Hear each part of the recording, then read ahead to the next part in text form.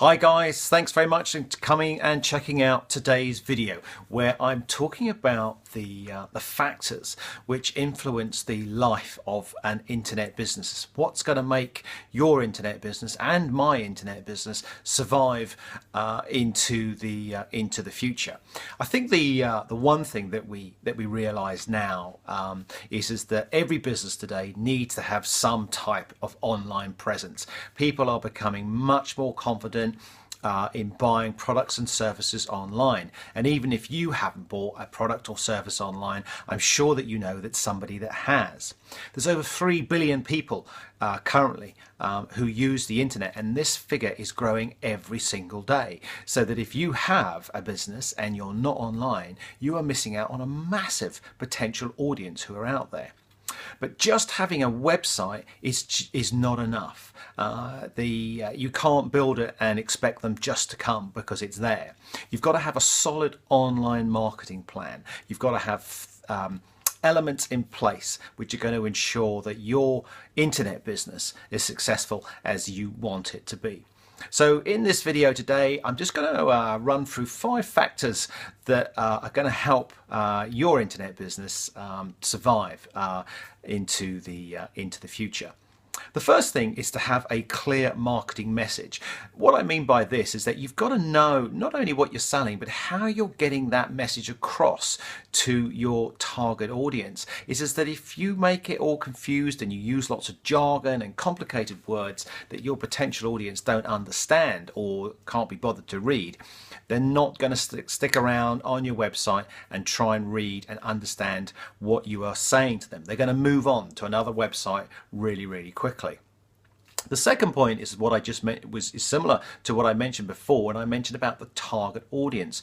There are lots of online business opportunities out there, and whether you are selling products and services, or whether you're selling your time, or whether you're selling your own products, or whether you're selling on behalf of somebody else, you've got to know who your target market is. You've got to create what we call the customer avatar, and once you know who that is, enables you to make your marketing messages, as we were just talking about before, a lot clearer, so that you can ensure that you are giving out messages and you are sending out messages which appeal to people's wants and their needs, and it solves a problem for them. It makes their life easier, and if they see that from what you're offering, you've got a greater chance of them buying from you.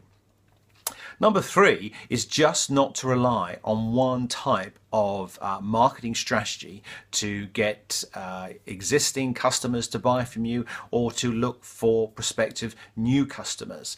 If you rely on one marketing strategy and that strategy suddenly doesn't work anymore, or something happens online where you'll no longer be able to use it, you're stuck in the open. You've got no backup plan. Now, I'm not saying that you should be using dozens and dozens of different strategies, because that's impossible for you to monitor. But the thing is that if you've got 2 or 3 or 4 solid strategies, if one of them actually starts to not work so well for you, or suddenly goes offline, or is suddenly no longer possible to use, you've got a backup plan, and that allows you then to concentrate on trying to find another marketing strategy which you can put in place for the one which became redundant. Number 4 is to have a consistent branding.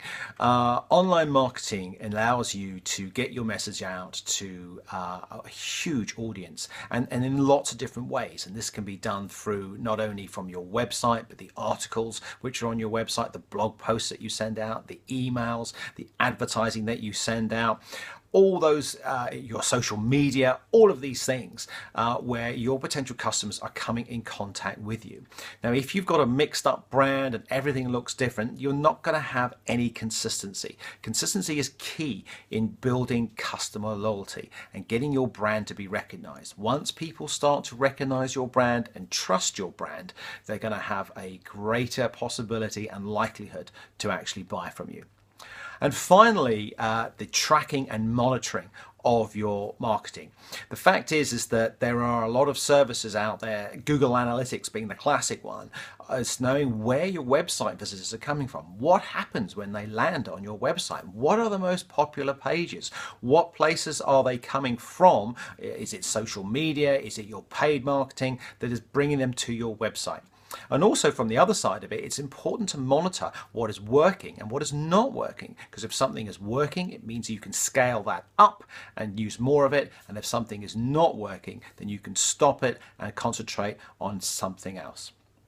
Anyway, there's lots more information in today's article which accompanies this video, the link of which is above or below this particular video. If you've got any questions or any comments, I'd love to hear them. Please put them in the comment box and I'll be certain to get back to you.